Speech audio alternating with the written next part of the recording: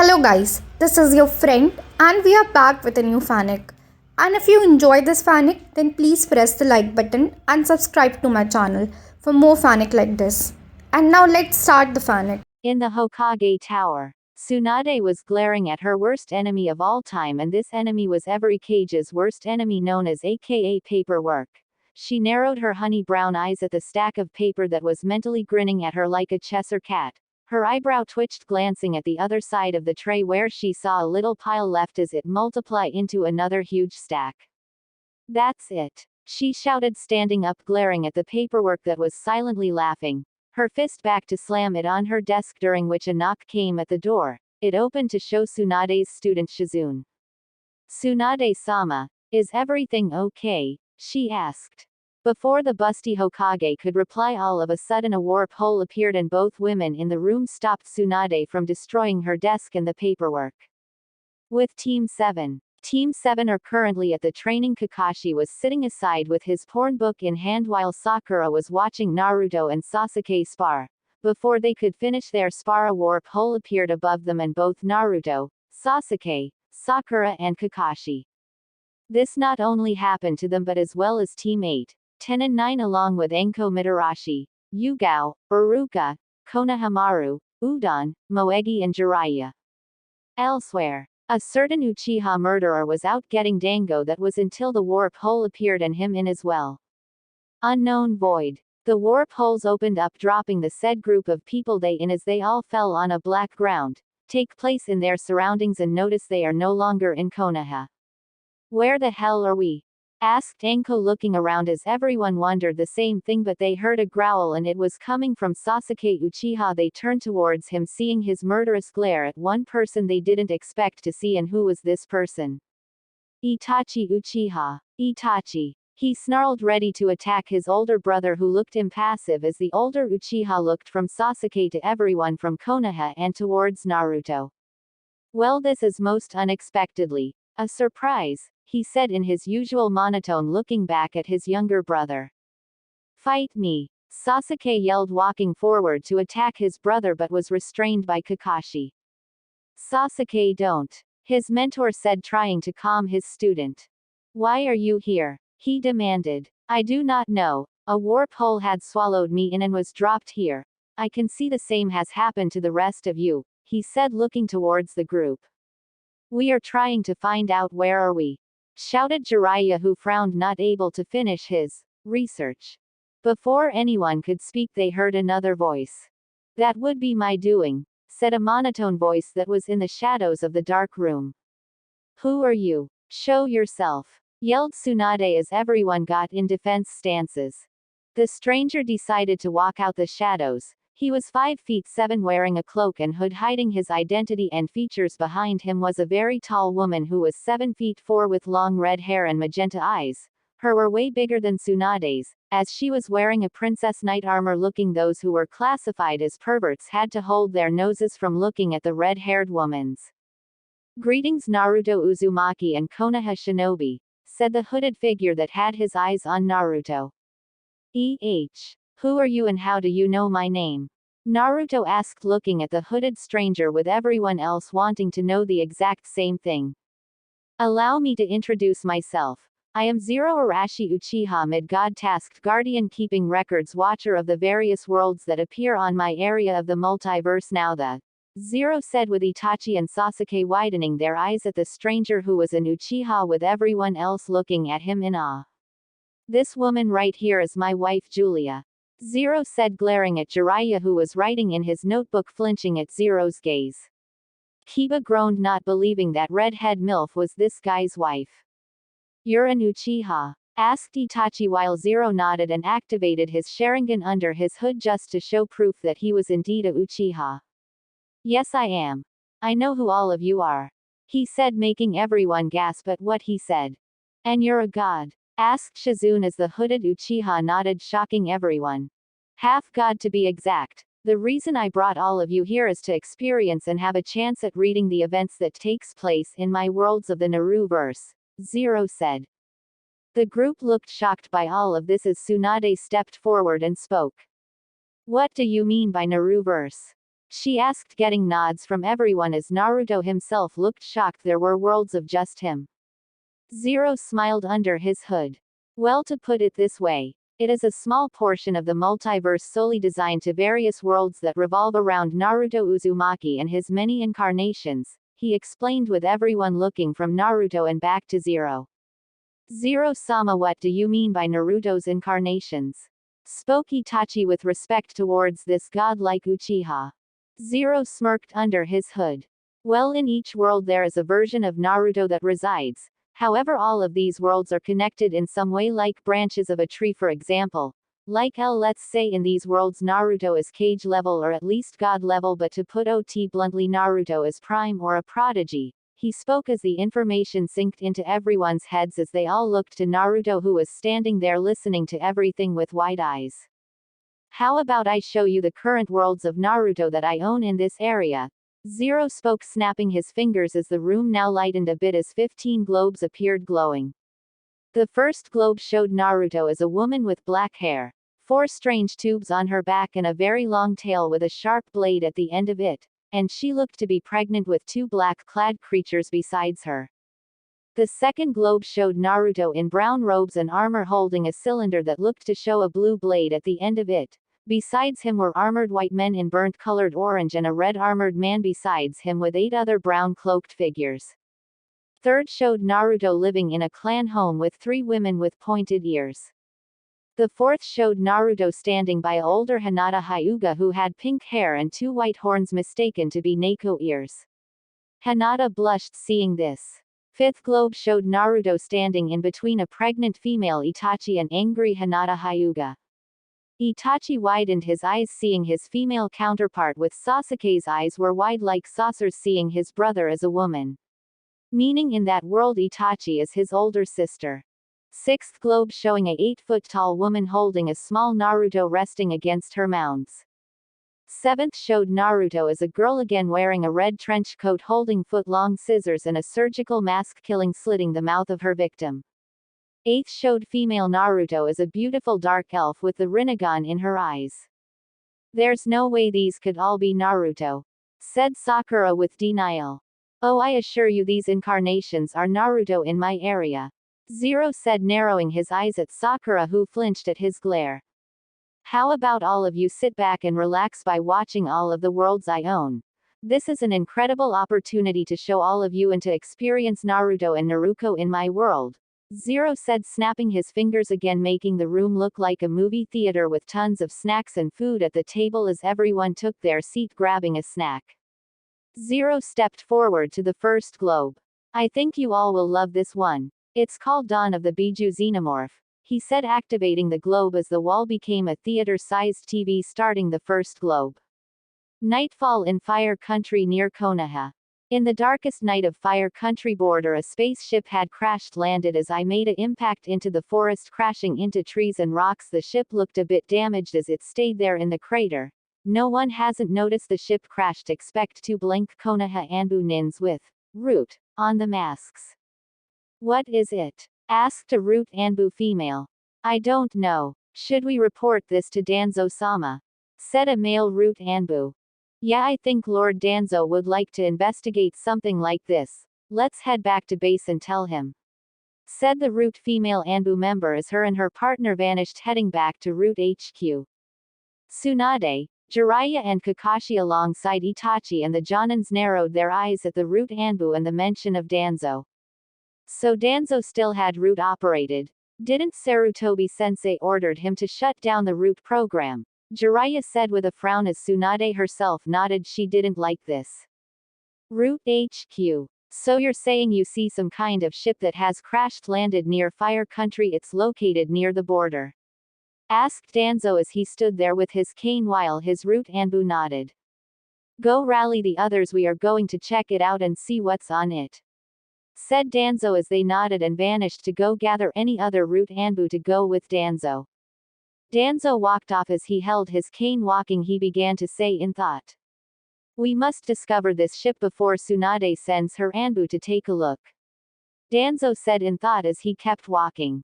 I have a bad feeling about this, said Kakashi with the rest agreeing. Back to the crashed ship. In about 4 hours Danzo and dozens of his root Anbu surrounded the ship, glancing at it as Danzo's 2 root bodyguards Fu and Torun were standing besides him as they stared at the ship with wonder. "Lord Danzo, what do you think is in there?" asked Fu, looking to his root commander. "I have no idea, but we will check the whole ship out once we open it. Send an Anbu down there to put a explosive tag on a door so we can search the ship," commanded Danzo, while Fu nodded and ordered a root Anbu to do what Danzo commanded. All his Anbu found the door to the ship and stamped explosive tags all over it. Danzo gave the signal to blow it open. The door was blown off as Danzo and 20 of his root Anbu were following him along with Fu and Torun. Inside the ship was dark as Danzo kept walking with a frown on his face. His 2 top root agents Fu and Torun were behind him along with 20 root Anbu before he gave them a command.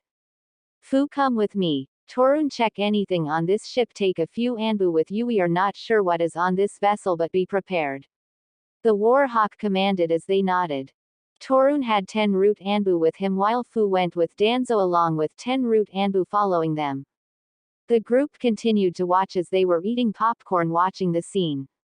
With Danzo, Fu and root Anbu were walking into the hallway. Before they could get into any of the doors, they found a dead masked body on the ground. As Danzo glanced at the body wearing black-clad armor with wrist blades and a shoulder-like cannon, the appearance of the masked creature had dreadlocks, while root Anbu pulled out their swords prepared in case this masked creature attacked Danzo. Danzo, on the other hand, still stared at the lifeless masked creature. "Fu, unmask him," Danzo commanded as Fu did as Danzo said, which pulled off the cords of the mask, making a hiss sound after it was unmasked. Danzo and his root widened their eyes at the creature's face. Its mouth and face scared them. Danzo and Fu were the first to break out their shock. "What the hell is that?" screamed Ino, with everyone looking horrified at what that was. "What should we do about this thing's body, Danzo-sama?" asked a root Anbu. We will take it to base and examine it. We need to know what this creature is. Let's keep exploring the ship," Danzo said firmly before he kept walking. He wondered what caused the masked creature to be killed in this ship, unless there was something else on board the ship. In the next hallway, Danzo found more of the masked creatures dead, at least 5 of them on the ground, bleeding but dead. "Something is on this ship that killed these creatures. I better be on the lookout," Danzo said in thought as he looked grimly at the masked creatures. Before Danzo could keep walking, he found a weapon that one of the masked creatures were holding. He picked up the spear and glanced at it with thought. "Such weaponry they have," commented Fu as he just found the armory. As Danzo now came to him, looking at what Fu had in his hands looked like a disc but a shuriken as its blades popped open, almost cutting Fu's fingers as he dropped it. "Indeed, weapons these demons have, or whatever the hell they are. We will take their weapons and see what use could be, for we might use these to win battles or win against other shinobi nations," Danzo declared with a smirk. "Store all the weapons in scrolls. Be careful with them. We must examine these weapons," Danzo commanded as all root Anbu nodded and started grabbing every weapon. Tsunade, Kakashi, Itachi and Jiraiya scowled at the power-hungry Warhawk while Tenten was drooling at the sight of those weapons. With Torun and his Anbu were scouting the hallways till they found a room. Walking into it, in the room, Torun could only look in disbelief to see a bunch of eggs laying around only to be destroyed, except he found one that wasn't destroyed. He also found 2 dead masked creatures along with a creature in all clad black with a spear-like tail. "I wonder what are those black-clad things?" asked Choji, eating his chips. "Beats me, but I know from the looks of them they are troublesome," said Shikamaru. Torun walked over to the egg and put it in a scroll as he commanded his squad of root Anbu to go find Danzo. "I think Lord Danzo should come and look at this," said Torun. With Danzo and his root were going to check out other rooms on the ship. Not until a something was watching them, hissing slightly. It was black-clad with a spear tail, only to be wounded, as it vanished away to try to attack Danzo. Danzo stood in his place. He felt something was off here and could tell him or his root wasn't alone. "Everyone, be on guard. Something is here," said Danzo while Fu and his Anbu got ready while the last root Anbu was going to respond. "What for, Danzo? Ahhhhhh. screamed the root Anbu nin as he was stabbed through the back with a black-tailed spear while all the root Anbu were shocked seeing the black-clad creature stepped out the shadows before its tongue pierced through his mask as it turned towards Danzo hissing at him. The rookies including Naruto and everyone else cringed and paled seeing the xenomorph. It lunged at Danzo going to attack him but was stopped by his root which got impaled by the creature's tail and its tongue. Fu gripped a kunai and put a explosive tag on it as he tossed it towards the creature only for it to avoid it and now lunged at him. Fu grabbed another kunai and cut the creature's chest only for the blade of the kunai to melt. It was covered in the creature's green blood that was acid. Fu backed away and tossed the kunai away seeing it melted. As for the creature, it leapt before a root Anbu fired a fire jutsu at the creature, burning it and killing it in the process. What was that thing? Asked a female root member. No idea, but I think this must be what killed all those other masked mutants, stated Fu as he glanced at Danzo who had an impassive face. It's a shame we can't examine the creature, but least we will learn of this ship and all of its secrets. Danzo frowned as he saw Torun coming along with a few root Anbu. Did you find anything, Torun? Asked Danzo who turned to him. Not much, we found some sort of nesting room but was destroyed, along with some masked mutants and a black demon, but I have found one egg that was still alive. I sealed it into a scroll for intel when we get back to HQ, Danzo-sama, said Torun while Danzo nodded and said, nesting ground. Wondered Shino who was sipping on his drink. Good work. Let's return to base. We will learn more soon, said Danzo as he and the root began leaving the ship. Root HQ. So tell me about this egg, Torun. Danzo said as he glanced at the egg that was standing still. Well, when I first got into the nesting room all of them were destroyed except this one. I thought if we took the egg whatever is being born could be useful for you, Danzo-sama, stated Torun. The Jonin and Hokage with Itachi Jiraiya scowled further at this. Good work. I like how you were thinking, Danzo said as he widened his one eye looking at the egg. It appears to be opening from the tip only, seeing spider-like legs squirm. Konohamaru and his friends hid behind Iruka who all flinched and looked scared at what they were seeing. Is that what it is? Asked Fu with a shocked expression while Torun shrugged. The spider-like creature jumped out of its egg attempting to land on someone's face, but Danzo and his bodyguards avoided it as they tried to stop the spider only seeing and crawl into a vent. Danzo cursed as he saw his one chance of making a weapon for this village slip away. We must find it. We can't let it get away, said Torun. No, Torun, stand down, Danzo said. Be you but Danzo-sama, your future weapon, Torun said in shock. Don't worry, we may have lost this creature but for now, we will focus on learning those masked mutants' secrets and learn how to use their weapons, and as for the Kyuubi Jinchuriki, he will become this village's weapon, but that Senju bitch Tsunade won't allow it, said Danzo with venom at the last words. He said he still wanted to make Naruto into a weapon, ever since he was born, but Saratobi stopped him. Now Tsunade did the same. You may take your leave, Torun and Fu, said Danzo as his two root agents walked off, leaving their root commander to his thoughts. Jinchuriki and Kyuubi, thought the rookies, with the Jonins having worried looks, and Tsunade and Jiraiya looked worried as well that the rookies would have to be told about Naruto's secret. Speaking of Naruto, he looked away, not ready to tell his friends. I will become this village's 6th Hokage, and make Naruto Uzumaki our weapon, declared Danzo in thought. He had held a disc with the blades on it and looked at the mask of the mutants he found dead on that ship, also looking at the wrist blades. Like hell you will be 6th Hokage. I've chosen Naruto as my successor, thought Tsunade. When she returns to the real world she will look further into Danzo's secrets. Why would this Danzo guy want to make Naruto a weapon? Asked Kiba, with the rookies wanting to know the exact same thing. All of that will be explained by your superiors, just keep watching, said Zero. Weeks later, within the Forest of Death, Naruto has returned to Konoha from his 3-year-long trip with Jiraiya to control his tailed beast chakra and Rasengan and his new jutsu to fight the Akatsuki with. Deep in the woods he is secretly training but meditating peacefully on the ground. Naruto grinned. About time he was seen. He needed to see how awesome he was going to be. While Naruto was still meditating, a spider-like creature was in the trees watching the blonde Jinchuriki. Now it was crawling down the trees, rushing in the bushes only to make a sound alerting Naruto as he opened his eyes and tossed a kunai towards in the bushes. Naruto walked towards the bush to see what did he hit with his kunai, only to find it stuck in the ground. He raised a brow in confusion. He grabbed the kunai and suddenly turned around until the facehugger jumped on Naruto's face. Before he could react, it was all too late. Naruto fell flat on the ground while the facehugger was doing its job, forcing something down Naruto's throat.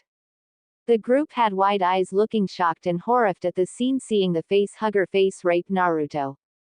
An hour later, Naruto started cracking his eyes open. Everything was blurry. He was slowly getting up. He looked around as his blue eyes turned to the facehugger, which seemed to be dead. He grabbed a kunai, poking it to see if it was dead, which confirmed. He inspected it. He wondered if his Ba-chan would know anything about this mysterious creature that seemed to give him something in his throat but wasn't sure. He realized it was getting dark, so he grabbed the spider-like creature and took it with him to his apartment.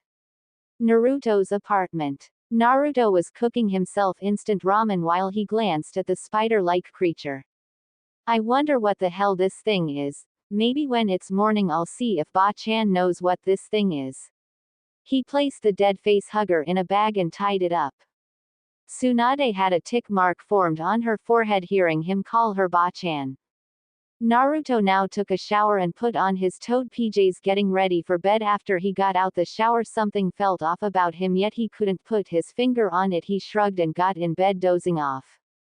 Morning in Naruto's bedroom. It was morning around 7 a.m. to 8 a.m. Normally in the morning he would get up and make himself breakfast and go out in the village meeting his friends or team, but it seems that our blonde knuckle-headed ninja hasn't woken up yet. Why is that?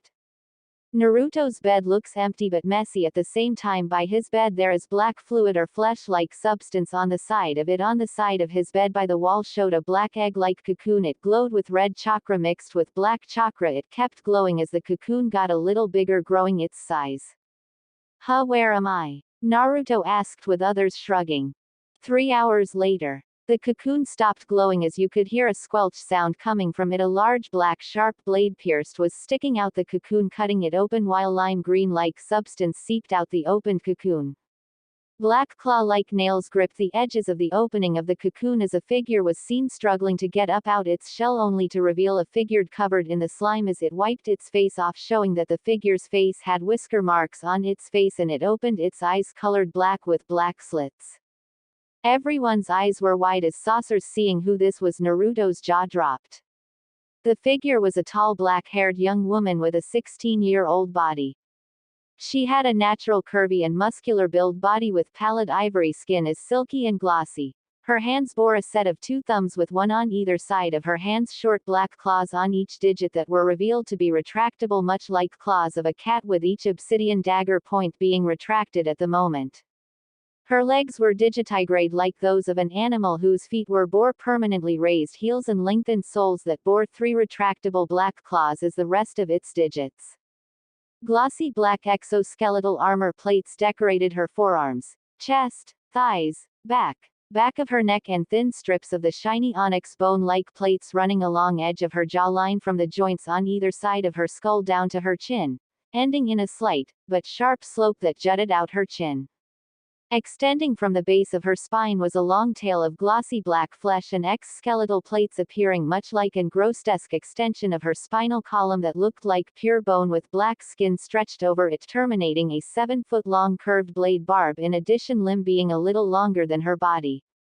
The black-haired beauty had long flowing black hair that was down to her hips that were a little wide, her butt that was round, plump and toned, her upper chest was DD-sized, more like Tsunade's. The boys had to suppress their nosebleeds and the girls had blushes formed on their faces. Even Naruto had to admit his female counterpart looked hot. The black-haired beauty noticed her changes and wondered what happened to him. She was once a he, but now she was changed to a full woman, a hybrid in some sort. Dear Cammy, what the hell happened to me? She spoke, her tone confused of what happened to her body. She wasn't in a henge of her sexy jutsu. What shocked her more that she had a tail. She looked at it in awe. Kyuubi, what happened to me? She asked her inner demon. You have gone through changes. Kit, it seems whatever that spider thing was, it did something to you, said the demon fox in her tone. Naruto has the Kyuubi inside him, spoke Kiba, with the rookies now shocked turning towards Naruto, who looked away. But what am I? Though how am I supposed to go out looking like this? Everyone will freak out. She was worried and scared of how others would see her. I am trying to figure out what you are. 'Cause I have seen some creatures like this, in my time before I was sealed, the demon fox said as she sat in her cage. The fox Biju thought it over and over again. She had seen something like this before, until it finally came to her mind. Kit, I think I know what you are, she said with dread. What is Naruto? Asked Kurenai. What am I? Hoping her fears aren't true to what the fox would say. You are an xenomorph, she said simply. A what? Was all Naruto could reply. A xenomorph. Kit, that face hugger seemed to try impregnating you to have a chest buster pop out of you, but turns out that my chakra had somehow caused your transformation and the baby xenomorph that was inside you somehow got destroyed, but its genes fused with my chakra and your DNA to turn you into this, stated Kyuubi. But what can I do? I don't want people seeing me this way. It's bad enough they still think I'm a demon. Naruto panicked as she swayed her tail, knocking over a few things. Kit, calm down. Just hide your appearance, wear a cloak to hide it, and your tail, wrap it around your waist so no one wouldn't see it, said Kyuubi, muttered before sighing. But how? Naruto said, but was cut off hearing a knock at her door. She panicked as she looked at it. Naruto, get up and come to the Hokage Tower. Suan-sama has called for you, screeched a certain pink-haired Haruno as she kept knocking on the door harder. Shit, Sakura is here, thought Naruto frantically. She didn't want her teammate to see her new appearance. Come on, Baka. We don't have all day. If you don't wake her up now, I'll break this door down and wake you up the easy way, Sakura shouted as she pulled on her combat gloves, getting ready to punch the door open. Naruto paled at this as she glanced at the window that was open in the bathroom. She had to think quick before her teammate barges in and freaks out on her new appearance. The adults of the group all turned to the younger generation with a sigh, going to tell them about Naruto's secret. They looked shocked at the fact Naruto held the Kyuubi in him. Naruto himself looked down and turned away, unable to look at his friends. That was until Hinata walked up to him and hugged him from behind, surprising him. You're not the Kyuubi, Naruto-kun. You're just its jailer. No matter what, you're still the Naruto-kun I know, Hinata said without stuttering. Deal with it. I am not, making Hinata too shy, as she still hugged the boy she loved. Naruto was still shell-shocked, turning around, hugging Hinata back with tears. Tsunade smiled watching this, while Sakura just stared, looking at Hinata and Naruto. Iruka, Anko, Shizune and Kurenai smiled at this. Tsunade turned to the younger generation. Alright, since the truth is out, we have no choice but to tell you all what really happened that night of the attack, said Tsunade, with Jiraiya standing by her telling them as well. The younger generation listened to every word Tsunade had said before looking at Naruto. You're still Naruto Uzumaki and not the Kyuubi Naruto, spoke Shikamaru as he and Choji were friends with Naruto in their genin days. Naruto smiled, looking at Konohamaru and the others, who smiled back at him. Now that has been explained, shall we continue? Zero said as the others nodded. He snapped his fingers to begin the next chapter for them to see. Naruto's apartment. Naruto had to think fast before Sakura punched her door down, so she quickly leapt out the window, vanishing without a trace. Sakura punched the door open, only finding walking in to see where was her stupid teammate, but only found that his apartment looked messy. She had a frown on her face. Geez, that Baka didn't clean up, muttered Sakura before she could walk up to his bedroom, going to screech his name to wake up, but when she got to his bedroom it was empty and messing with black-like substance and green liquid everywhere. Ew. What the hell happened in his room, and where is he? She held her nose, blocking the smell from the green liquid. She almost looked sick by seeing this room.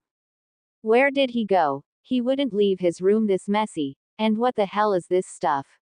She looked at the black substance, not even wanting to touch it, so it wasn't long till her sensei Kakashi poofed in here. Kakashi-sensei. She said, half scared that he appeared like that behind her.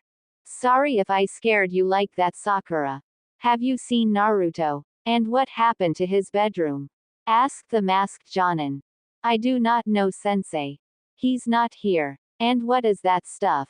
Sakura pointed at the black cocoon that was hatched. Finding it empty, the masked Jonin turned towards it and took a look at it.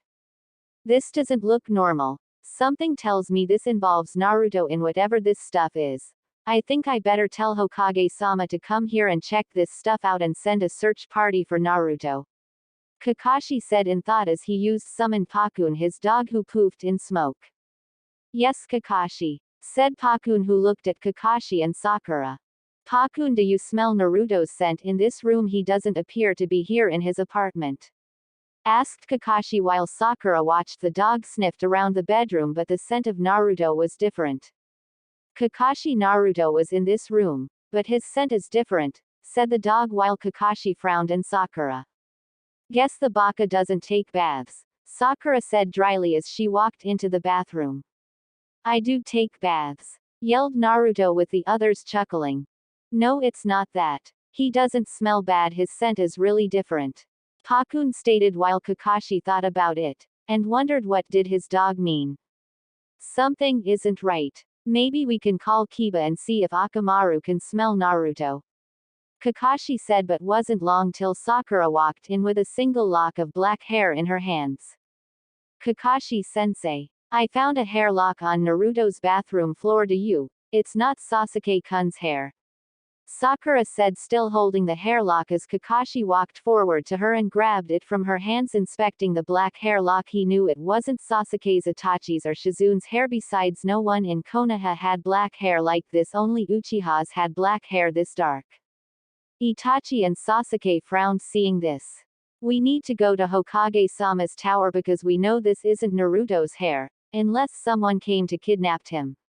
Kakashi said before running out of the apartment as Sakura followed him, as Pakun also followed, going to Tsunade. With Naruto. Naruto ran for her life. She did her best to hide her appearance. She stayed in the alleyways of Konoha. No one wouldn't find her there. She needed to hide her appearance before someone discovers her appearance. She saw a laundry line up the rooftops. She jumped up there and snuck a black cloak and hood as she put it on. Right after she put on her cloak, she wrapped her tail around her waist as she began walking out in the village. She needed a place to hide at before anyone notices her change.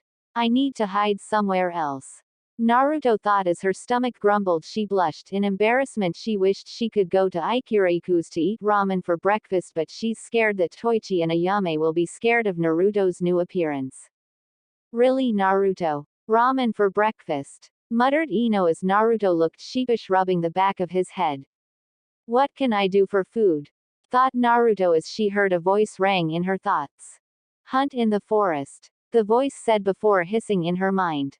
Why was there hissing in her mind? Said Enko, with everyone else wanting to know that too. When the voice said that, Naruto stood there listening as she thought of going hunting for food at the Forest of Death. Her new instincts as a xenomorph told her to hunt in the forest, so she ran straight to the Forest of Death, going to hunt there and stay there for the time being. Wait, why is she going to the Forest of Death? Tenten asked. No one would dare go in that forest unless they had the guts to be in that forest. In the Forest of Death an hour later, Naruto was feasting on a bear in the forest. She killed the bear by using her tail to strike its heart so she could eat its flesh. Hungry, thought Naruto. As she kept eating, she felt like she needed to hunt more and feast more. The group who was watching this looked green and ready to throw up. They ran to the nearest garbage can and threw up. Naruto looked shocked watching his female counterpart eat raw meat and blood. Moments later, the bear was nothing but bones. She now ate another animal. She killed a wolf and also ate it. She was still hungry, so she kept hunting for another animal. 6 minutes now, she was eating a deer and a rabbit. She stopped eating as she rested into a cave that did belong to a pack of wolves which were killed by Naruto. She was going to eat them later, but laid there in her new cave wondering on what to do, since she has to adapt to her new instincts and xenomorph terms. Since I'm no longer a boy, I'm going to change my name to Naruko Uzumaki. I don't know what to do. No. If anyone sees me in this village, I don't know what will happen to me. No one won't like how I look, Naruto stated sadly before taking another bite out of a rabbit. What's a xenomorph? Asked Shino, who looked a little interested. Zero snapped his fingers, showing the group images of what a xenomorph looked like and their species. Keep watching, it will be explained, Zero said, continuing the chapter. Build a hive. The voice commanded before it was hissing into Naruto's mindscape. A hive. Naruto replied. Kit, come into your mindscape. A visitor would like to see you and she's very new. Stated Kyubi as Naruto was going to sleep to fall into her mindscape. Naruto's mindscape. In the mindscape was a sewer with Kyubi in her cage swaying her 9 tails, while another shadowed visitor that was at least 50 feet tall. Her arms were long and had a short pair of arms under her. She also had a tail like Naruto's, but it's longer and the blade to it is sharp enough to impale anyone. As for the shadowed visitor, her head looked like she was wearing a crown or some sort, as she turned her head towards Naruto. Kyubi, who is that? Asked Naruto, pointing to the shadowed creature that let out a hiss. The group looked frightened seeing the xenomorph queen. Kit, this the xenomorph queen, she will tell you, and set you on the path of becoming one of her kind. Kyubi said, looking at the queen as she stepped out making giant steps. She hissed slightly at Naruto, seeing that Naruto is a hybrid. Naruto raised a brow watching this. His counterpart was going to be a xenomorph. Hiss. Naruto. The queen said, her voice as in she was talking telepathically to the black-haired girl. Naruto stood there in wonder looking at the queen from top to bottom, seeing that she is going to train her to become one of her kind. But what if Naruto didn't want to become a mindless xenomorph? She wanted to become Hokage still. This of course worried Tsunade, Jiraiya, Itachi and Kakashi. I will train you, and teach you, to become one of us. You must build a hive. The queen said, looking at her soon-to-be student. But why create a hive? Naruto asked, looking at the queen as Kyubi watched this conversation in her cage. Because, young xenomorph, hybrid, you will become a queen. You must create a hive, don't you want a family? The queen said, still staring at Naruto. Naruto on the other hand stood there with her head down. She never knew her parents and always wanted to. The only family figure she had was Sarutobi Hiruzen, who was a grandfather figure. Next was Iruka, who was a father figure. Ayame the ramen waitress sister figure, and Tuki the ramen chef was another grandfather figure to her. That was the only surrogate family she had when she was boy that time. Naruto looked down hearing this. He has been wanting to find out his family for a long time and hoped he knew who they were. Hinata hugged Naruto, comforting him, making him smile a bit. The xenomorph queen noticed Naruto's saddened expression as she merely grinned. I mean, I do want a family, but Naruto started but was cut off by the queen. Oh, even if you're a xenomorph, you can basically get pregnant without the need of a human male. You must spawn young xenomorphs, make your hive stronger. Naruto, but since you're half human, there might be a chance you might have the assistance of a human being to help you breed a new race of our kind. The xenomorph queen stated, noticing the look of disbelief on Naruto's face. I can get pregnant. Naruto shouted. She didn't want to be pregnant soon. She was only 16 years old and couldn't have kids this young. It happens, since I am queen. I lay eggs, to spawn facehuggers, to impregnate human beings, to bear our race, but you will be the future queen and will give birth. But since you are going to be queen, you must find a suitable mates, to protect your future nest, said the queen as she turned to Kyubi. Shino widened his eyes behind his shades. He was beginning to understand these xenomorphs, and to him they were like bugs in a hive, like wasps or hornets. And you, great fox demon, will help her turn her friends into what she is, to protect her future hive. Queen Xenomorph said as Kyubi narrowed her red-slit eyes at the xenomorph queen. And why should I do that? What if they don't want to become what she is? Growled Kyubi while the queen hissed at her angrily. Don't I have a say in this? Naruto said, causing both females to glare at her. No, shouted both Kyubi and Queen Xenomorph as they stopped staring at her and glared back at each other. You will help her turn her friends into an xenomorph. Like it or not, shouted Queen Xenomorph as she hissed while Kyubi growled. Fine, I will help the kid give her friends a new upgrade. But who will be her mates? Asked Kyuubi, who still growled at the black-clad queen. She can pick whoever she wants. Male or female, it doesn't matter as long as they are loyal to her. She can have as many mates as she wants to make her hive strong. Said the queen, who turned back to Naruto. I think it's time I whip you into shape. Naruto, we are training in this mindscape, then test your skills in this forest. You will accept this new path you will be on. Said the xenomorph queen, who walked towards Naruto. Naruto looked down. But, what about my dream of being Hokage, and bring Sasuke back? Naruto said sadly. You will use your xenomorph skills to help you reach your goal of becoming this Hokage you speak of. And it's best to not worry about your so-called friend Sasuke. He has chosen the path of darkness. You must accept it when the time comes. One day you may have to kill him before he kills you. Now that you're on the path of being an xenomorph and future queen of the hive, you have to become the strongest queen to put every female to this world to shame, dominate them, and show them that you are their master. Think of it, Naruto. You could rule Konoha, with thousands of our kind. With your new body, many females will fall for you. I know some males might fall for you, but mostly females. But don't worry, Naruto dear, because someday you will thank me for this.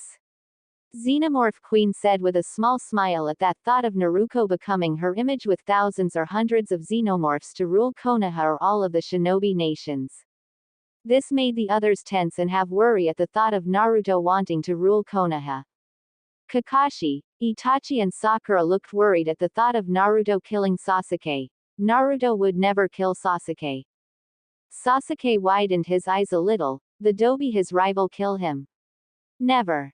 What if I don't want to rule Konoha? Sure, I want to become the Hokage so others could respect me, but going too far into becoming what you are. Naruto replied, looking at her soon-to-be master. Respect, you say? Dear, respect has to be earned. Those foolish villages who are humans need to die. At your rate for making your life a miserable hell that you don't deserve. You shouldn't be soft towards those humans. I know your friends do care for you, but not that pink-haired excuse of a female, the one named Sakura Haruno, or that lazy fool Kakashi. Those two only have one thing on their mind, and who is that? Asked the Xenomorph Queen. Kyuubi stood there silent. She already knew the answer and knew Sakura was still a fangirl for Sasuke, and Kakashi favored the Uchiha and trained him for the Chunin exams when Naruto needed it most when she was a boy. Kakashi and Sakura flinched hearing this and looked away while Jiraiya sent a glare at both him and Sakura. Naruto looked down with tears in her eyes. She wanted to deny it, but it was the truth. When she was a boy, she always asked Sakura out, but the pink-haired girl always hit on her for no reason and call her names and always praise Sasuke. Kakashi always favored Sasuke over her and trained him more than her and Sakura. Naruto clenched her fists in anger, remembering all those painful memories. Naruto looked at his teammate and sensei but stared at Kakashi, who was unable to look him in the eye. The silver-haired Jonin looked away in guilt. Sure, he may have not been the best sensei to Naruto, but he will make it up to his blonde-hair student. Now it was Tsunade's turn to glare at her apprentice, and Kakashi making them flinch at her glare. We're going to have a long talk when we return, Kakashi and Sakura, Tsunade said in a cold tone, making them nod and flinch. Oh, and another thing. Naruto, you should notice that indigo-haired girl, the one named Hinata Hyuga, she's had eyes for you. And you haven't noticed her because of your pointless love for Sakura. I believe the Hyuga girl will be the first to be turned into one of our kind. Xenomorph Queen said with a light smirk, causing the black-haired hybrid to blush. This made Hinata go red and blush, looking at Naruto. Naruto blushed a little too. Maybe he should follow Queen Xenomorph's advice and look at Hinata more. When do we start training? Asked Naruto, who looked determined. We can start off now. Naruto, my dear, I will make you the perfect femme fatale. You will become the new Xenomorph Queen of Konoha. Queen Xenomorph declared proudly as Naruto smiled. So did Kyuubi. Things have gotten really interesting.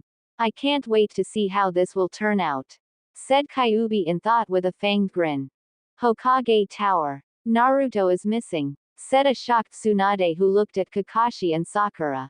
No, He's not at his apartment, and speaking of his apartment, you might want to look at it. We found some sort of cocoon near his bedside. It was colored black. I summoned Pakun to try to smell Naruto's scent, but he said that Naruto's scent is different," said Kakashi while Tsunade frowned at this. "Different? That Gaki doesn't take baths?"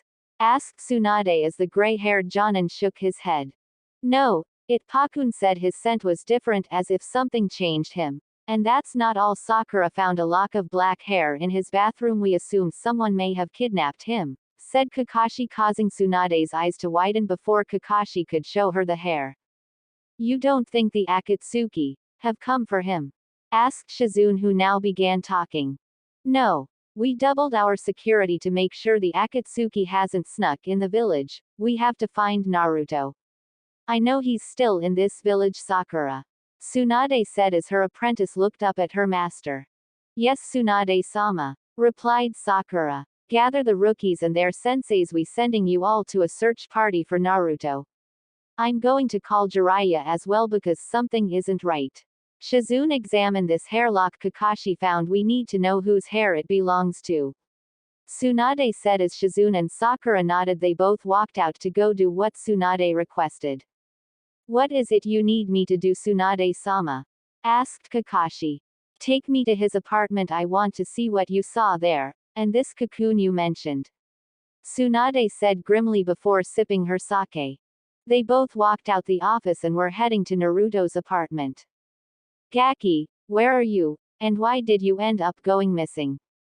thought Tsunade. Naruto and the gang returned from their break as Zero stood up. "I believe you guys will want to enjoy this one. I am sure you older generation will know about her," Zero said, smirking, making the young generation including Naruto look confused as the older generation looked confused, not knowing what he was talking about. "Begin the 8-foot kitsune," he said as the globe of the story illuminated in a bright light, coming to life on the theater-sized TV for everyone to watch. Konoha 6 years after Kyuubi attack. On a bright sunny day in Konoha, where our favorite sunspot Uzumaki Naruto was in the Shinobi Academy sitting on his favorite swing looking at the children who were playing since nobody didn't want to play with him. He felt lonely and wished he was acknowledged.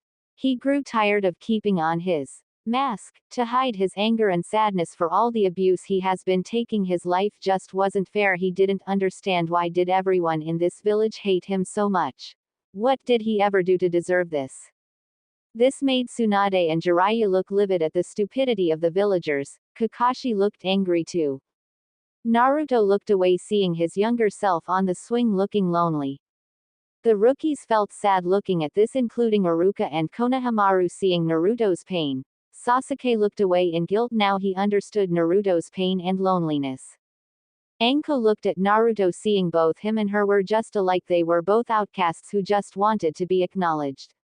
He was hated for having the Kyuubi while she was hated for being Orochimaru's apprentice. The young blonde sighed, seeing recess was over and class was in session. He was getting ready to leave until suddenly he stopped when he heard a sound he never heard before. Po po po po po po po. This made the adults of the group have looks of panic and fear. Hearing the po po po po po, even Itachi looked afraid. "No, it can't be," yelled Tsunade, who looked white as a ghost.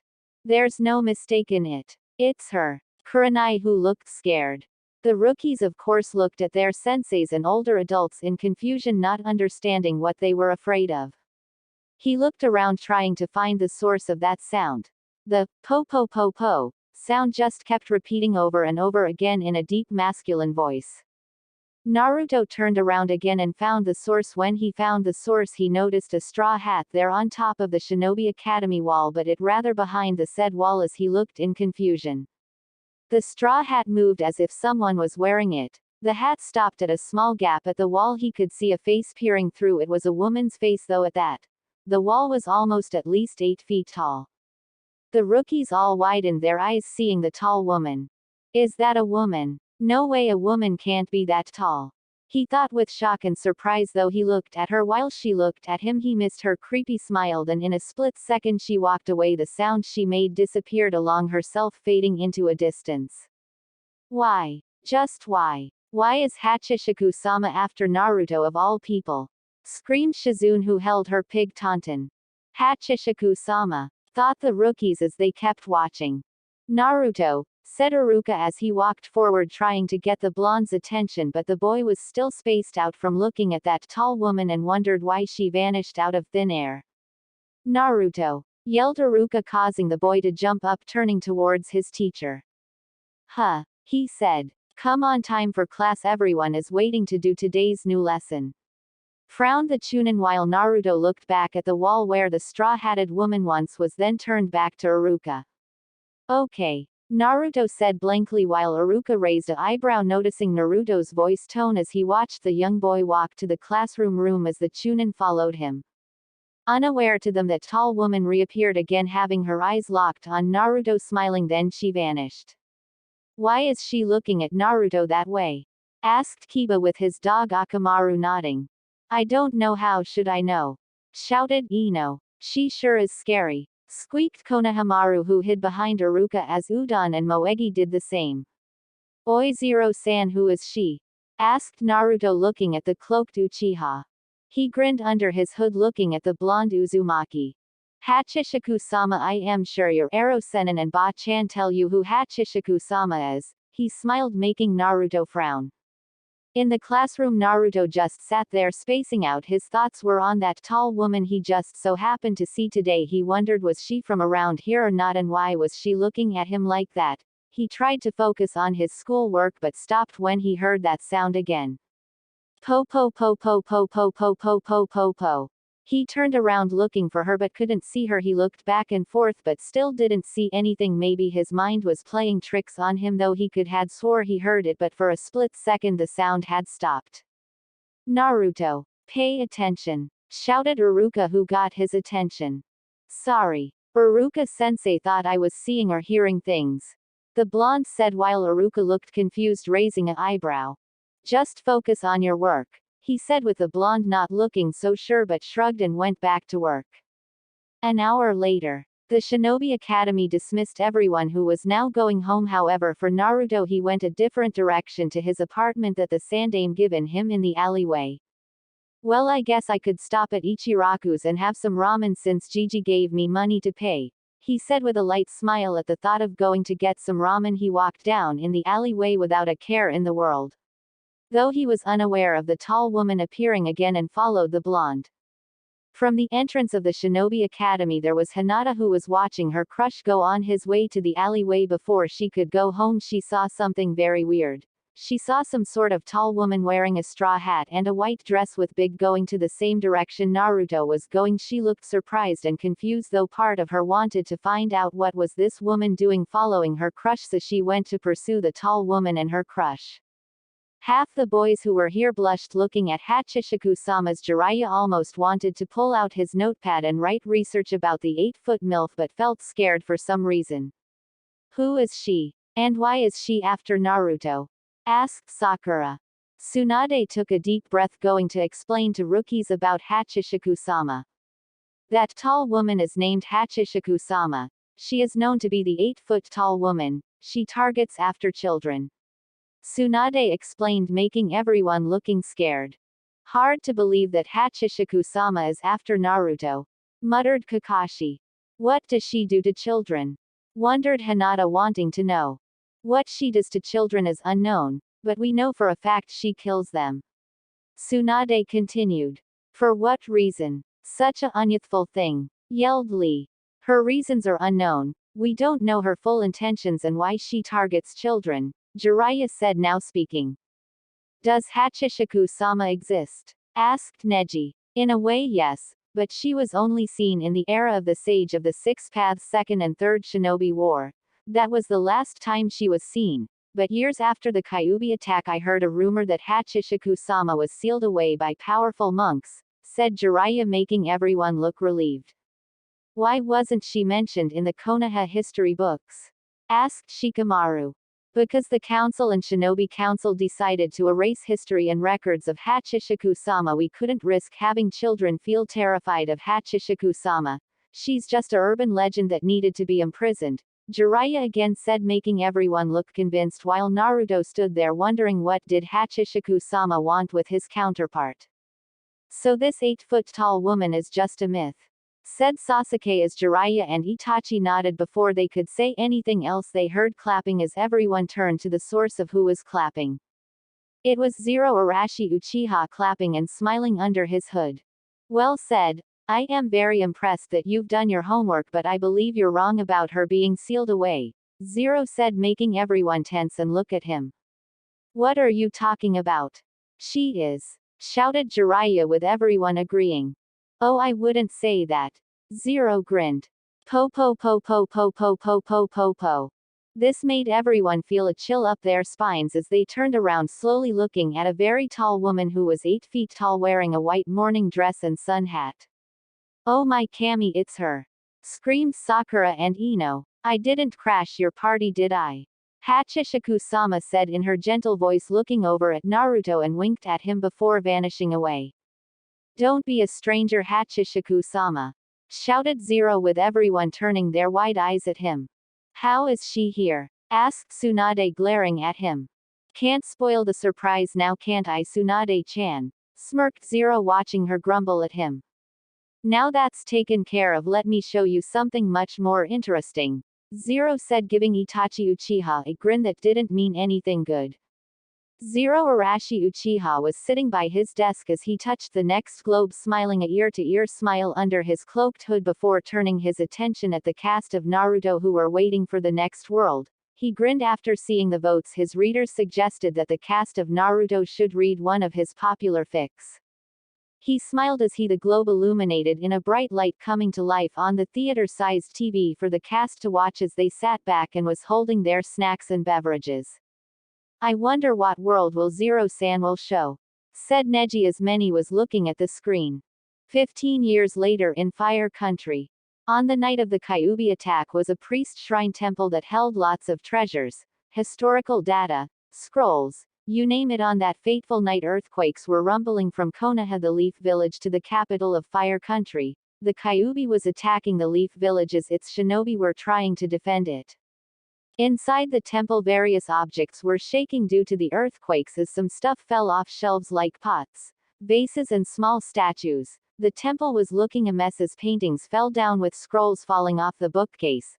Only thing that was still standing was a pedestal that was holding something on top of it, and what was it holding was a 30-inch Jizo seal statue, as you could see writing with a warning by saying, "Don't touch. Very dangerous entity sealed inside." Now what was so dangerous about this Jizo seal statue? And what was it containing?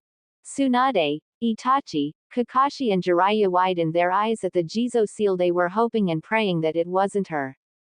With one more earthquake, the pedestal tilted, and with a slow motion the Jizo seal statue fell off and fell onto the ground, broken in half. Once the statue fell apart, a rather tall shadowed figure manifested itself out the broken statue, looming over its broken prison. Po po po po po po po po, chanted a masculine voice. The shadowed being was doing as it smiled creepily, stretching out its long arms and long slender legs as it began to spoke. The adults and old generation of shinobi paled and their blood turned ice hearing that chant. They remembered who this was. I'm free. I am free from the confines of that accused prison those monks sealed me in, the shadowed figure said in a female voice as she looked around her surroundings, seeing that she was in a temple of some sort. By the looks of it, she grinned coldly, turning to her direction. She sensed a lot of yokai chakra, and it was coming from Konoha. For 50 years she had been sealed away during the Second Shinobi War. And now that yokai chakra was attracting her, she needed it because the Jizo seal held her in for so long that she was getting thirsty for yokai power. She walked up towards a wall and punched it, making a big hole as she floated in the air, taking to the dark sky as she flew to where Konoha was.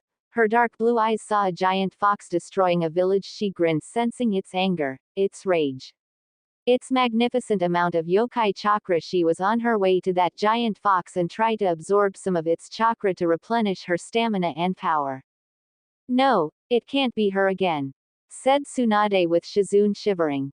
Outskirts of Konoha. The spirit, made her way to her destination following the fox as she floated up in the air, watching as she widened her eyes seeing a red-haired woman using gold chains to restrain the fox. The woman tilted her head watching with interest as her eyes widened more, seeing a blonde man in a coat with flames perform a sealing jutsu, but what shocked her more was she saw the Shinigami help the blonde man seal away the fox before he and the red-haired woman were impaled by the fox's claw. From what she saw was that these two were protecting a baby boy, and wondered why the fox went so low to try and kill the child as it was sealed up by the child.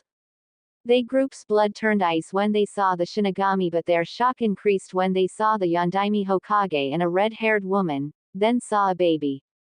Tsunade, Jiraiya, Kakashi and Itachi plus the other Jonins grimaced when they saw the Yondaime and Kushina sacrifice their lives to save Naruto from the Kyuubi's claw. Minato thought Jiraiya sadly watching the scene as Kakashi and the others looked sad at seeing their death as they focused on the scene before them. Naruto just stared at the Yondaime who sealed the fox into him, then at the red-haired woman who sacrificed their lives to save him from the claw of the fox. Before the Shinigami could leave, he cast a glance at the 8-foot-tall woman as she looked back at him unfazed. As the Shinigami finally vanished away, he was aware of what the 8-feet-tall woman was and knew of her history as he regarding what she did years ago. He said nothing and just vanished, leaving her alone. She, HMPHED. After seeing him and focused her attention on the newborn baby boy crying, she reached out her long arms, picking him up, looking at him, seeing he had whisker marks on his face and baby fat on his cheeks. Looking at the child, she felt the little baby glow red, leaking red chakra as it seeped inside her. She widened her eyes, feeling her strength and ghost physical form increase. She put him down by his dead parents, feeling a tingling sensation from the touch and the chakra while she creepily grinned.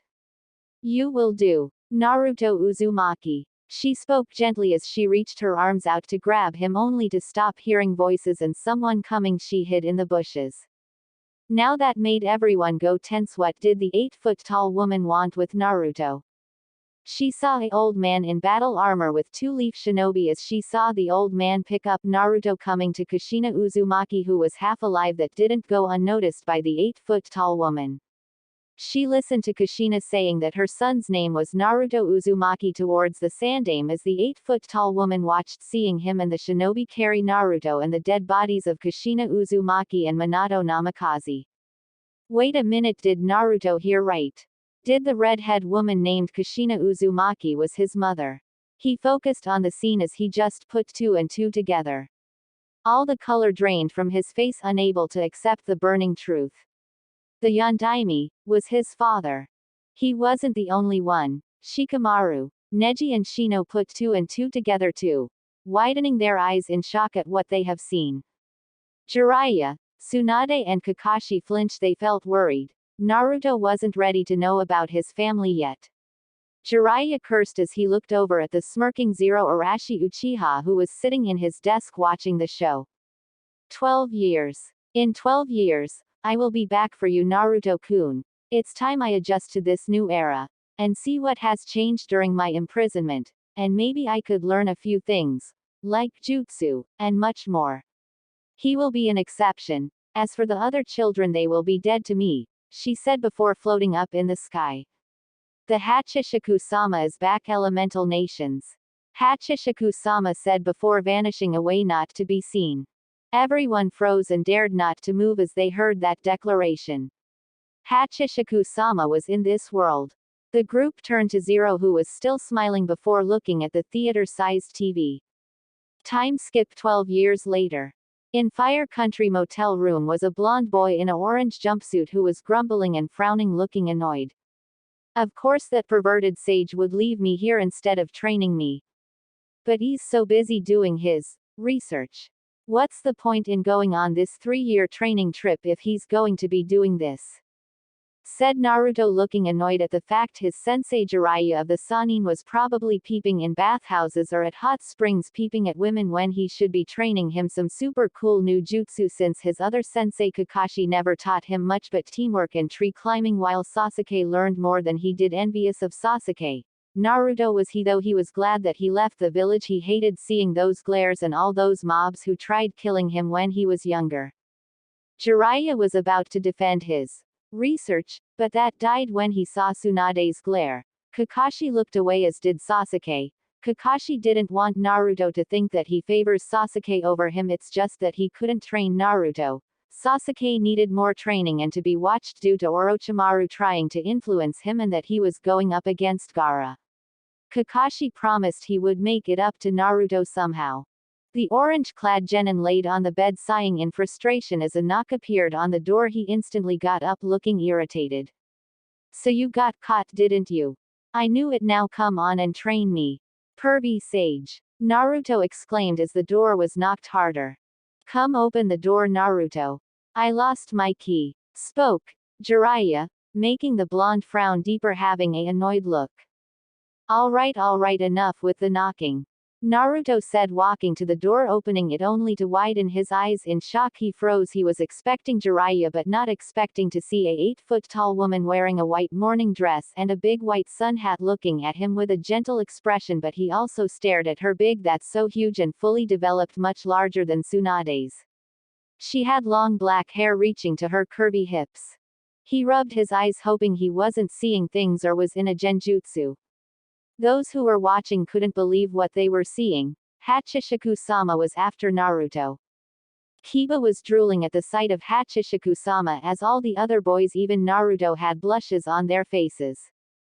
Kurenai shot Kiba a disgusted expression, while the girls were slightly jealous, especially Ino and Sakura, jealous that Hachishiku-sama was much more developed than they was. It just wasn't fair. She's huge, was his only thought. Come to me, Naruto-kun. She spoke softly, reaching her arms to grab him, and vanished, taking him with her, only leaving his Konoha shinobi headband behind. Everyone widened their eyes at this. Hachishiku-sama pretended to be Jiraiya and snatched Naruto out of the Toad Sanin's hands. They were worried on what Hachishiku-sama was going to do to Naruto. 2.5 hours later. Jiraiya returns, coming to motel with a perverted grin and a few large bumps on his head. Oi Gaki, I am back, are you ready to train now? Spoke Jiraiya as he made it to his room, but froze and gasped seeing that his room was left opened and he saw Naruto's headband on the floor. Oh my Kami, he yelled, rushing forward, getting the headband. No, my Kami, why did I leave him alone? The Akatsuki couldn't have followed our tracks. I have to find him. And fast, he said with horror, running out the motel fast as Guy. Itachi frowned at this. Even if he was a Akatsuki member, he and his partner Kisame wouldn't have no clue on where to find Naruto. My Kami, Tsunade is going to kill me. Take it easy, Jiraiya, you can find the Gaki. He couldn't have gotten that far. Thought Jiraiya as he prayed and hoped he could find Naruto. You better pray right that this doesn't happen. Growled Tsunade, glaring daggers at Jiraiya, who flinched, putting his hands up in a defensive manner. Jiraiya took a look at Naruto, whose expression shadowed. He hasn't said a word during the whole scene as he replayed that moment when Kushina said her son. Lots of emotions has been running through his mind for the longest. He wanted to know about his parents. And know who was his mother and father. He always believed they didn't want him during his younger days as a 6-year-old. He wanted answers, and he wanted them now. His Ji-san. Sarutobi knew his parents, and kept him in the dark and lied to his face. His blood boiled when he also learned that the Yondaime was his father, who cursed him with a biju that he did not ask for. In other words, his father ruined his life because of this. He then turned to Kakashi, who looked worried when he saw his blonde student's expression. Naruto knew his sensei was trained by the Yondaime. Then he turned to Jiraiya, who looked worried. Oh no. He knows. Thought Jiraiya, looking even more worried. Naruto still had his shadowed expression, trying to keep his emotions in check as he stared at Jiraiya, meaning that Jiraiya knew too. It made sense. Jiraiya trained the Yondaime. Everyone stopped at what they were doing and looked at Naruto. They could tell something was wrong and something was going through his mind. Damn it. Does Naruto know? Were Tsunade's thoughts, looking at Naruto, who noticed his expression. Hinata looked worried too as she wanted to walk over and comfort him. With courage she came up behind him and hugged him, hoping to soothe his hidden anger. Naruto tensed when he felt Hinata hug him from behind as he noticed Zero appeared besides him. Don't worry, all will be explained. You will hear of the truth, spoke Zero while turning a glare at Tsunade. Jiraiya and Kakashi as the three flinched they could had swore the cloaked Uchiha's eyes shifted crimson with black slit pupils as the man looked at the others. Let us begin chapter 2 of Uzumaki Hachishiku, but before that everybody take a bathroom break, said Zero with everybody nodding as the suspense vanished. After the bathroom break everyone was coming back to the theater to watch more of Uzumaki Hachishiku, interesting in seeing the famed Japan urban legend, Hachishiku-sama, in their world and interacts with Naruto. But everyone was concerned about Naruto. He still had that shadowed expression that has not been removed. Jiraiya mentally cursed Naruto just wasn't ready to know about his family yet. He approached the blonde wanting to see if he was okay. Naruto, he said putting a hand on the boy's shoulder, but the boy smacked the toad Sanin's hand away, shocking him and many others. Don't touch me, Naruto snarled, walking over to a new seat to be alone from everyone else as Jiraiya flinched at the sudden anger in his godson's tone. Naruto, wait a minute, Tsunade said, but was interrupted when Zero came beside Naruto and spoke to the boy. Do not worry, Naruto. You will learn just who you really are. After this chapter your heritage will be known by everyone. You deserve a right to know. Zero spoke before glaring at Kakashi, Tsunade and Jiraiya, making the three flinch. They saw under Zero's hood that his eyes were crimson with black slit pupils. Itachi noticed this as well and wondered why did the demigod like Uchiha have those kind of eyes. I know you're angry and have every right to be. Just be patient. All will be explained after this chapter, I promise. Zero spoke softly, seeing Naruto look away and nod. Good. Now I suggest everyone sits down and watch chapter 2 of Uzumaki Hachishiku, said Zero Arashi Uchiha as he snapped his fingers to begin the story. For a half week it has been since Naruto's disappearance. Jiraiya had looked all over Fire Country trying to find him, but yet no luck. The toad Sanin was worried and scared of his life, of what Tsunade would do to him if she finds out Naruto was missing or presumably captured. Oh my Kami, still no trace of him. I'm going to die. Tsunade will kill me if she finds out. And if I die then Minato and Kushina will kill me in the afterlife, he said, feeling nervous, smacking his forehead. Just what was he thinking? Leaving Naruto alone like that. He should had trained him first, then go peep to work on his research. Hearing the name of his parents, Naruto clenched his fists in anger. Jiraiya did knew. Jiraiya just gritted his teeth in shame at the stupidity his counterpart had done in not watching Naruto. This is bad. I have to find him. How could he have vanished?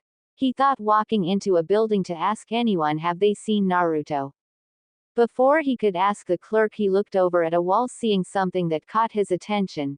He saw various missing posters of children who were abducted and taken away. He walked towards the wall, looking from each missing poster of a child. Fire Country had some sort of child kidnapper or something.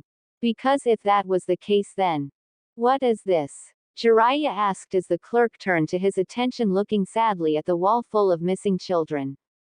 Those are children who have been gone missing for years, and never returned to Fire Country or their parents, he answered, shocking Jiraiya. The adults, rookies and genins, were shocked. What the hell was going on? Missing children. Years. When did this start? Jiraiya asked, looking shocked at the information. It's been happening on the day after the Kyuubi attack. From what I heard, lots of children turned up missing, and their whereabouts were unknown. Parents, friends and siblings have searched day and night for their missing children or siblings, the clerk said with a sad face. Does the Fire Daimyo know about this? Jiraiya asked, with the store clerk nodding. Yes, he knows. He sent all of his samurai to do a patrol all around the Fire Country capital and city, to keep a close eye on children, and has often told adults to keep a watchful eye on their children, he said, looking away. I wonder why didn't he request Konoha Shinobi for assistance? He wondered. I don't know, why try taking it up with him? The clerk said, with Jiraiya looking at him, noticing the guy's saddened expression. You too, he said, with the clerk nodding. Yes, I lost my son. He has been missing for 5 years. Me and my wife and my parents have tried to find him, and we still couldn't find him. said the clerk looking sad. The adults felt sorry for the clerk and were feeling for him. We entrusted a babysitter to look after him, because me and my wife were busy with our work, but that fateful day we made a mistake in doing that, said the clerk looking away. Do you have any chance by know of the culprit who has been abducting children? Jiraiya asked, wanting to know. I'm afraid not. Ask the daimyo, or someone else. I have no idea who the culprit is, said the clerk. Has there been any more kidnappings? He asked again just to be sure. The last kidnapping happened a month ago, and things has been quiet since then, he said before heading back to the desk. Jiraiya thought long and hard about this. He had to write a report about this information and send this to Tsunade, but paled at the thought of doing that. Scared she'll ask about Naruto's progress in his training, meaning he would have to tell her he lost Naruto. He would have to think of a way to somehow lie to her to buy him time to find Naruto. Jiraiya started sweating in fear as he felt a large killer intent aimed at him, and knew it was coming from Tsunade. Jiraiya needed answers, and he needed them now, because if it wasn't the Akatsuki that kidnapped Naruto, then this mysterious culprit must have. Jiraiya left the store to seek an audience with the daimyo for answers. Maybe the daimyo knew what was going on and probably knew who the culprit was. With Naruto. Waking up from Naruto blinked his eyes, rubbing them. He was asleep for a week. Looking around his surroundings, he noticed he wasn't in the motel. This looked like one of them clan compound rooms. He slowly got up, noticing he was wearing a kimono with a hint of orange with red uzumaki swirls on them. Looking confused, wondering what happened to his orange jumpsuit. Where am I? He spoke. Hello, he said, hoping was there anyone here. Everyone looked relieved that Naruto was okay and well from Hachishiku-sama. Po, said a voice that made him jump. Step inside, Naruto-kun, said a soft female voice. How do you know me? Who are you? He said, trying to find where was this girl. Come, Naruto-kun, so you can eat, said the gentle female voice again. With him following the voices, it led him to a kitchen. As once he got there, he instantly blushed at the sight of the woman before him.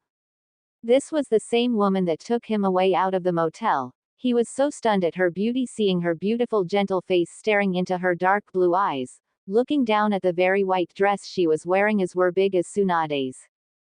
Just everything about her was big. Her arms were long, her hands were big, her legs were smooth and slender, having a curvy waist. Naruto stood there lost, looking at her, wondering who was this beautiful tall woman, as he noticed she was at the stove cooking something. As he inhaled the smell, seeing she was cooking ramen. His favorite. Sit down, your ramen is almost ready, said Hachishiku-sama, seeing Naruto sit down. Who are you? He asked her softly. I am Hachishiku-sama, Naruto-kun, she introduced, bringing him a bowl of miso ramen. Hachishiku-sama, he said, remembering her name as she nodding before holding some chopsticks full of ramen, passing it to him. Open up, she said softly like an angel as he opened his mouth, with her putting the ramen in his mouth as he started chewing on it, eating it. How was it, Naruto-kun? She said, looking at him. The blonde widened his eyes in amazement at the taste of her miso ramen. It was just like what he has at Konoha, except it's better. It's great. It tastes just like old man Chuki's ramen, he said with a grin as she smiled, gently pushing the bowl of ramen to him. Anko smiled. This kid had a food addiction just like her, when she loved her dango. Eat up, Naru-kun, before it gets cold, while I start the bathhouse for us, she said, walking out with a devious grin on her face. Everyone went wide-eyed at this. He was going to bathe with her. Kiba, Jiraiya and Kakashi were giggling with blushes on their faces. They couldn't wait. All right, Hachi-chan, as he wolfed down on the ramen, not paying attention at the last word she said. After he finishes the ramen, with a happy smile he looked around for Hachishiku-sama, looking for her. He heard her say bathhouse. He noticed there was steam coming out a room which looked like a bathhouse. As he went looking around, only for his eyes to widen and face to glow bright red with his nose bleeding. Come get in, Naru-kun. The water is great just for us, she said, smiling at his reaction. I have to join you, he squeaked out, unable to look away from her body. She was wearing nothing and didn't have a towel wrapped around her. That was it for those who were perverts. Asuma, Jiraiya, Kiba and Kakashi were having perverted expressions. They were seduced by Hachishiku-sama's body. Jiraiya was holding his notepad and pencil, writing this down to make this his bestseller for his research. He was going to call this one Ika Ika Hachishiku-sama. He grinned. This issue was going to be gold. As for the Genin's Konoharamu, Moegi and Udon were knocked out by Zero's Sharingan as he put them to sleep. He couldn't have them see something like this. Anko grinned, licking her lips at Naruto. Speaking of Naruto, he did have a light blush on his face. Guy and Lee looked away from the unyouthful sight. Iruka looked embarrassed as he and Shizune looked away from the scene. Yugao and Kurenai blushed and looked away. Itachi kept his stoic expression, but on the inside he couldn't help but blush and feel attracted to Hachishiku-sama's beauty. Sasuke was no different. He had blushed with a red face. Neji and Shino along with Shikamaru were frozen as Choji dropped his chips. Ino, Sakura and Tenten looked on in envy at Hachishiku-sama's body while Hinata hard. "Come on, Naru-kun." She reached out her long arms, taking his kimono off him before pulling the stunned blonde in the water with her. That was it for Hinata. Her nose erupted in a nosebleed from seeing a Naruto as she fainted in the process. Her sensei caught her before she could fall on the ground. Tsunade pinched the bridge of her nose, feeling a headache form up. "Now let's bathe together, Naru-kun. I'll clean you up first," she said, stroking his chest while leaning in to kiss the blonde. Naruto froze as his brain shut down, feeling her kiss him. The scene stopped as Zero paused it, looking at the reactions of the cast. He grinned, undeaf his hood. "I hope you guys are prepared for Chapter 3. Because you are going fall out on what will be seen in Chapter 3. He said with a grin while the others didn't know what he meant. But before that, it's time everyone knows who Naruto really is. Zero spoke, side-eyeing the blonde boy as the others waited for what was so special about Naruto's heritage. Now looking at the votes and results his readers suggested, Zero smiled a bit under his hood, turning over to the cast with a grin that never left his face. "I hope you guys are prepared for Chapter 3 of Uzumaki Hachishiku," Zero said, flaring his Sharingan at Konoharamu, Moegi and Udon, putting them to sleep, with Iruka and the rest of the adults giving Zero a questioning look. "You'll thank me to why I put them to sleep. This next chapter is something that can't see," Zero said simply as he touched the globe of Uzumaki Hachishiku as Chapter 3 for the story began to play on the theater-sized TV as everyone got their snacks. With his mind shut down, Hachishiku-sama kissed him. The kiss was so tender that it automatically shut his brain down. Their tongues battled each other. Her tongue grew longer as it wrapped itself around his. The two broke away their kisses. Naruto panted, looking at her beautiful face. She caressed his face with a warm smile before grabbing his hand, putting it on her big. "Drink up, Naru-kun. I have milk." She spoke with gentleness in her tone as he leaned forward, looking at her pink nipple, giving a lick before on it as if he was a baby. She moaned with a light blush on her face. Naruto kept her nipple, drinking all of her milk, not stopping. He loved her smooth, soft, watermelon-sized. He stopped her nipple, looking up at her. "Your milk tastes so sweet, it's like vanilla," he said, enjoying the taste of her delicious milk, causing her to smile and blush. That was it for Jiraiya, Kakashi, Kiba, Asuma and Iruka. Blood flew out their noses with perverted expressions as they passed out.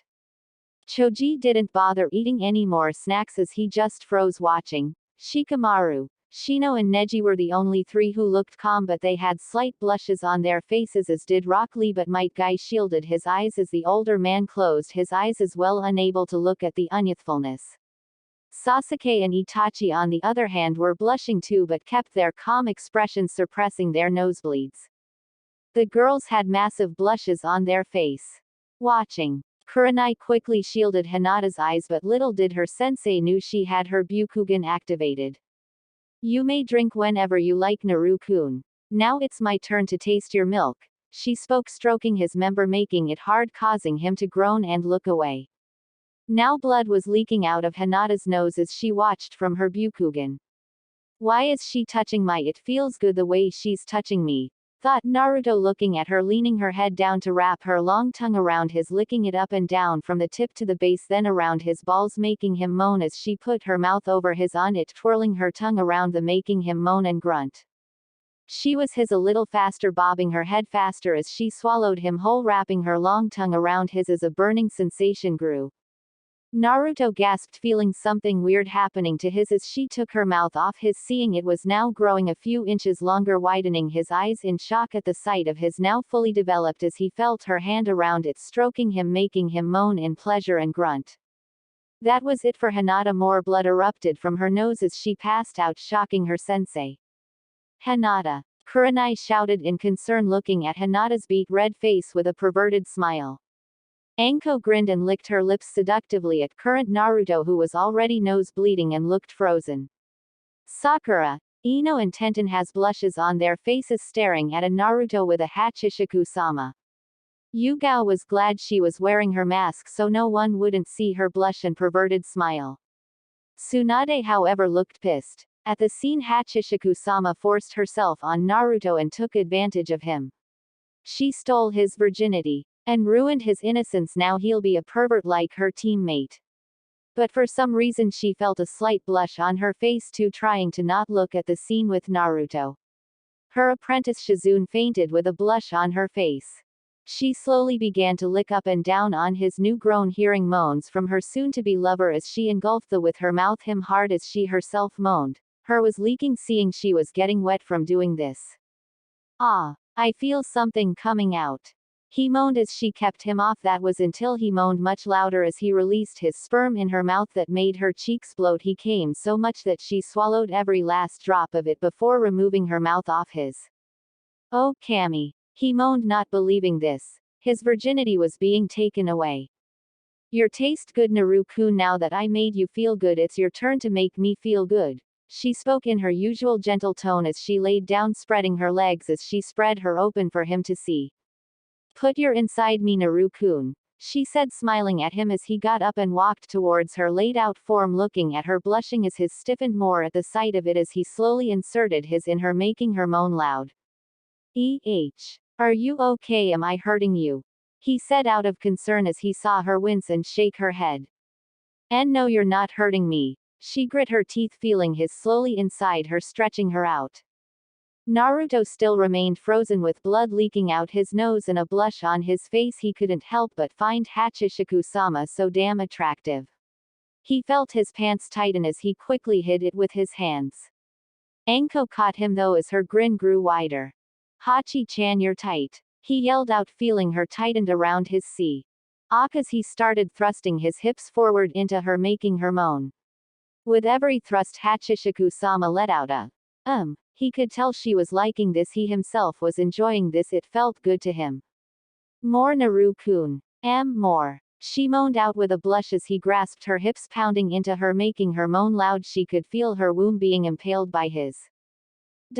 She could feel her whole body shake with each thrust as he slammed into her. She smiled, loving how this felt, as her watermelon size jiggled from the thrusting. Yes. Deeper, Naru-kun," she cried out, feeling the pleasurable heat made her scream for more. "Hachi-chan." Naruto moaned, enjoying this. He was lost in pleasure with one more thrust, his stiffened flowing semen into her, filling up her womb as she cried out in pleasure, feeling her womb and being full of Naruto's sperm. Both of them took a breather as they looked at each other. She could see that Naruto's was still hard. That meant he wasn't finished. Hachi-chan, want to go another round?" he said, looking at his soon-to-be tall lover. "Yes, I guess one more round won't hurt," she said, looking at him with a smile as he stood up, doing shadow clone hand sign summoning for Naruto's. Her eyes widened in surprise, seeing that he was going to do that sort of thing. She grinned, ready to be again. That shocked them more. Naruto was asking for another round. 15 minutes later, Hachishiku-sama was on one shadow clones while both her hands were stroking two other, while the other was her asshole, giving her big a good smack. The real Naruto was her again. She moaned as they kept gangbanging her. All three of her holes were being as she stroked the other two much faster. Hungrily on the with a moan as she felt cum being released in her mouth. The other two clones released their cum, shooting her face with it. Her was filled with cum as her was pumped with more cum. The shadow clones vanished, leaving her and Naruto alone, seeing he collapsed on top of her, sleeping against her big as pillows as she held him like he was her chill, with a smile, being satisfied of the pleasure she enjoyed. No one said nothing. Not a word, as you could hear a pin drop. The scene that burned into their minds just stayed there. Fire Daimyo Castle. Finally, muttered Tsunade, not wanting to see another SX scene with Naruto. For about a day Jiraiya went to the Fire Daimyo's castle to speak to him about this mysterious culprit who has been kidnapping children. So Jiraiya-sama, you want to know about who the culprit is? Spoke the Fire Lord with the Toad Sage nodding. Yes, I wish to know why haven't you informed Konoha about this situation, we could had helped. The Toad Sage said with a frown, seeing the Fire Daimyo sigh. I will explain why I didn't. Listen, whatever you do, what we discuss in my throne room stays a secret, it can't be said out public. Fail to comply and I will see to it you will be put to death, the Fire Lord said seriously as Jiraiya frowned hearing the threat but nodded. The culprit who has been kidnapping Fire Country's children. From what my priests say is that a spirit is culprit, said the Fire Daimyo, making Jiraiya raise a brow, looking confused. A spirit? A spirit? What would a spirit want with children? Jiraiya asked, wanting the Fire Lord to elaborate on what he was trying to say. From what my priests say that this is just not any spirit, but also a yokai at that. Tell me, Jiraiya-sama, have you heard of Hachishiku-sama? The daimyo said, making the Toad Sage tense, looking at him. Now Jiraiya had been familiar with the Hachishiku-sama, but it just can't be possible. He believed she was a myth or a made-up legend that frightened adults and children. Hachishiku-sama. Daimyo-sama, you don't mean that Hachishiku-sama? Do you? Jiraiya exclaimed, with his expression turned to panic as he remembered his sensei telling him and his teammates the tale about Hachishiku-sama and what she does in her nature. Yes, Hachishiku-sama has been targeting lots of children in Fire Country. She tried to take my child away but failed since my priests use the proper seals and tools to keep her at bay from my son, the daimyo said with a sigh of relief. Wait, your son saw Hachishiku-sama? Jiraiya said, shocked. Yes, he saw her in the gardens. He was frightened when he saw her as he ran instantly in the palace to tell me what he saw, the daimyo said, waving his fan. The moment my priests told me about this Hachishiku-sama, and that she was responsible for so many child kidnappings, I couldn't tell the civilian population about Hachishiku-sama. If I did, then the entire country will be up and uproar because of her, and I couldn't call Konoha for help, seeing it would make the situation worse. He explained, looking away as Jiraiya stood there with his horrified expression. What kind of excuse was that? They had the right to know Hachishiku-sama had returned and is causing chaos around the elemental nations. Hachishiku-sama took Naruto, and it's all his fault for leaving him alone. Without a word he bolted out the throne room, running, ignoring the Fire Daimyo calling his name. No, I must find him, he yelled in thought. Hang in there, Naruto, he yelled, still running. Now that he got the answers from the daimyo, it was clear that he needed to find Naruto ASAP. With Naruto 3 months later, Naruto lived happily and peaceful with his new loved interest Hachishiku-sama. He looks much more happier, said Jiraiya, who was watching the scene. Same with Tsunade and Kakashi. Living in the compound as he was outside training until she returned. He needed to train and be strong enough to protect her and his soon-to-be family with her. She herself trained him and given him various scrolls to work on new training methods whenever she's away, leaving him warm ramen to satisfy his hunger. Soon-to-be family. They all thought in unison, paying close attention to the scene. Wiping the sweat off his forehead from doing sit-ups, he walked back in the compound eating fresh hot ramen as he heard the door open, seeing her walk in the kitchen. Hachi-chan, you're back, he said with a warm smile, running to her, hugging her as she hugged him back. Naruto, however, felt a warm smile come on his face. His counterpart is enjoying happiness with Hachi-chan. She seemed like a nice woman and she took him from Konoha, giving him love and acceptance. Training hard, have you, Naru-kun? She said gently, putting her big hand over her swollen stomach that showed she was indeed pregnant. The adults and older generation had shocked yet horrified expressions, especially Tsunade and Jiraiya. Naruto got the most vengeful and loathsome urban legend pregnant.